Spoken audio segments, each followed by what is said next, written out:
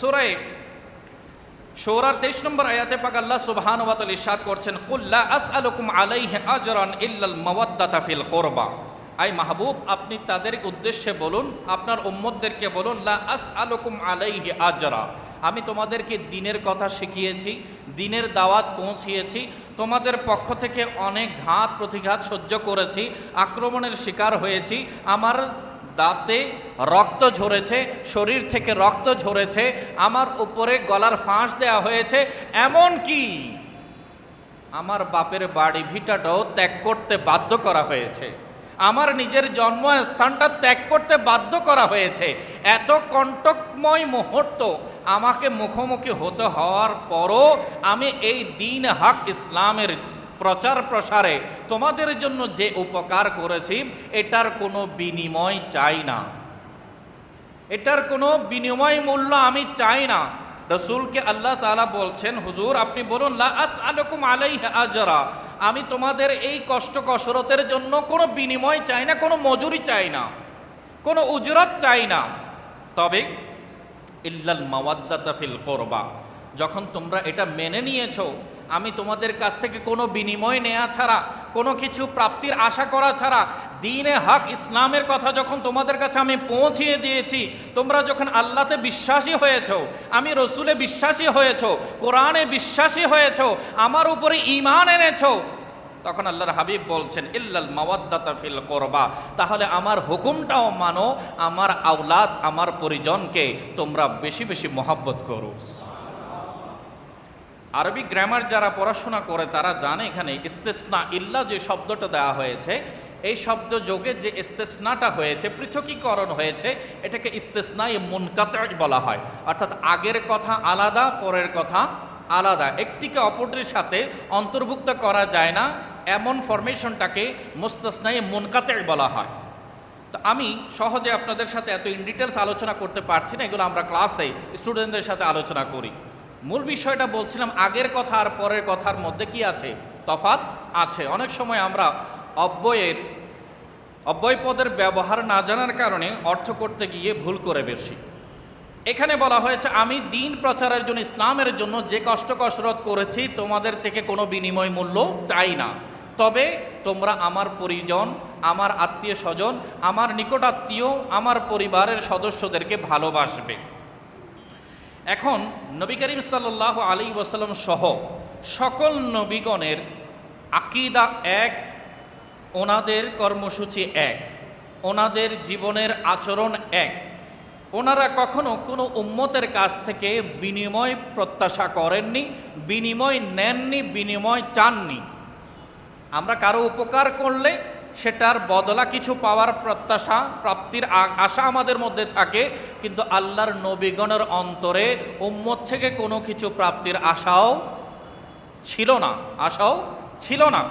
যেভাবে পবিত্র কোরআনে সূরা আশ-শুআরা এর একাধিক আয়াত, আমার কাছে এই মুহূর্তে প্রায় 6 থেকে 7টি আয়াত সামনে উপস্থিত আছে, যেখানে স্পষ্ট করে আল্লাহ বারবার বলে দিয়েছেন যে ওয়ামা আসআলুকুম আলাইহি মিন আজরিন ইন আজরিয়া ইল্লা আলা রাব্বিল আলামিন, যে হাবিব, হে নবীগণ, আপনি আপনাদের উম্মতদেরকে বলে দিন কোনো বিনিময় তোমাদের কাছে চাই না, আমাদের বিনিময় দেবেন রব্বুল আলামিন। আমরা যে দিনের কাজ করেছি আমাদের প্রতিদান দিবেন কে? সবাই বলে কে দিবেন? কোনো উম্মতের কাছে, কোনো দুনিয়ার ব্যক্তির কাছে নবীগণ কোনো কিছু প্রত্যাশা করেন না, ওনারা আল্লাহর নির্দেশ পালন করেছেন, আর ওনাদেরকে এই পুরস্কার দেবেনও কে? আল্লাহ।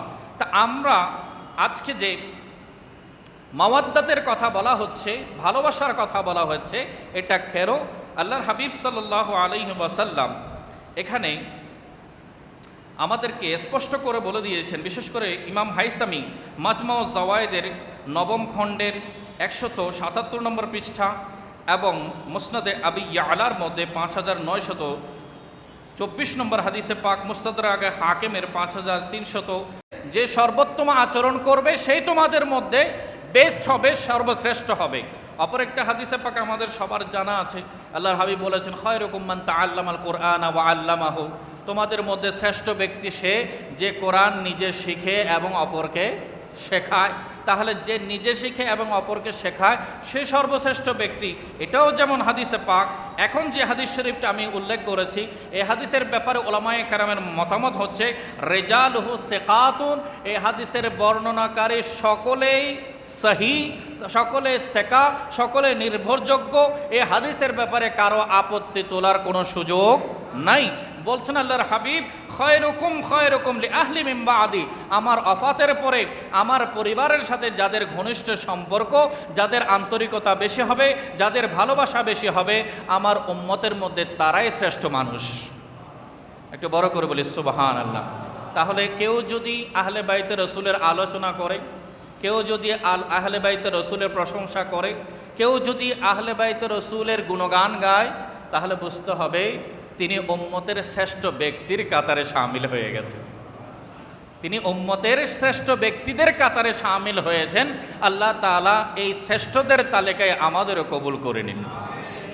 প্যারা হাজরিন, কোরআনে পাকে আল্লাহ সুবহানাহু ওয়া তাআলা শব্দ বলেছেন মাওয়াদ্দাত। মাওয়াদ্দাত শব্দের তর্জমা যদি আমরা করি সেটাকেও ভালোবাসা বলা হয়। আরেকটি শব্দ আছে মহাব্বত। মহাব্বত যেটাকে আমরা বাংলায় বলি মহাব্বত, প্রেম প্রীতি, মহাব্বত, ভালোবাসা। তো কোরআনে আল্লাহ সুবহানাহু ওয়া তাআলা মহাব্বত শব্দেরও উল্লেখ করেছেন। এক জায়গায় বলেছেন ওয়া আলকাইতু আলাইকা মাহাব্বাতাম মিন্নি, যে হাবিব আমি আমার পক্ষ থেকে আপনার হৃদয়ে মহাব্বত ঢেলে দিয়েছি। উম্মতের প্রতি এত প্রিয়, এত প্রিয়তম, এত মাহবুব কেন? আল্লাহ সুবহানাহু ওয়া তাআলা বলছেন আপনার প্রতি তারা যতই বিরূপ আচরণ করুক, আপনি কেন স্থির আছেন, আপনি কেন সেটার প্রতিবাদ করেন না? এর পেছনে মূল কারণ কি? আপনার হৃদয় তো আমি আমার বান্দাদের মহাব্বতে ভরিয়ে দিয়েছি। ওয়ালকাইতু আলাইকা মাহাব্বাতাম মিন্নি, আল্লাহ সুবহানাহু ওয়া তাআলা বলছেন আমি আপনার হৃদয়ে আমার পক্ষ থেকে মহাব্বত ঢেলে দিয়েছি। তাহলে মহাব্বত শব্দটাও কোরআনে আছে, কিন্তু আহলে বাইতে রসুলের ব্যাপারে মহাব্বত শব্দ না বলে আল্লাহ তাআলা বলেছেন মাওয়াদ্দাত। মাওয়াদ্দাত এটা কি জিনিস? বলা হয় মহাব্বত শব্দটি কেউ কারো উপকার করলে, কেউ কারো ফায়দা দিলে, সেই ফায়দার বিপরীতে একে অপরকে যে ভালো লাগা সেটাকে মহাব্বত বলে। আবার ফায়দা চলে গেলে মহাব্বতও চলে যায়। মহাব্বত বলা হয় যেটার মধ্যে কম বেশি হতে পারে। উপকার যত বাড়বে মহাব্বতের তীব্রতা, গভীরতা তত বেশি বাড়বে। আর উপকার কমতে থাকলে মহাব্বতের পরিমাণও কমতে থাকে। তাহলে মহাব্বত বিষয়টাকে বলা হয় এখানে হ্রাস বৃদ্ধির একটা ব্যাপার আছে। কিন্তু যেটা মাওয়াদ্দাত, সেখানে হ্রাস বৃদ্ধির কোনো সূত্র নেই, বরঞ্চ সর্বাবস্থায় একই থাকতে হবে। আল্লাহর হাবিব সাল্লাল্লাহু আলাইহি ওয়াসাল্লামের উপরে কোরআন নাজিল করে বিশ্ববাসীকে আল্লাহ সুবহানাহু ওয়া তাআলা বলেছেন সুখে থাকো আর দুঃখে থাকো। আহলে বাইতের কথা বলতে গিয়ে প্রশংসিত হও বা নিন্দার মুখোমুখি হও, যে কোনো পরিস্থিতিতে আহলে বাইতের ভালোবাসা থেকে পিছপা হওয়া যাবে না, বরঞ্চ সর্বাবস্থায় আহলে বাইতকে ভালোবেসেই যেতে হবে। সর্বাবস্থায় আহলে বাইতকে, নবী পরিবারকে ভালোবেসেই যেতে হবে। এটাই হচ্ছে আয়াতের মূল উদ্দেশ্য।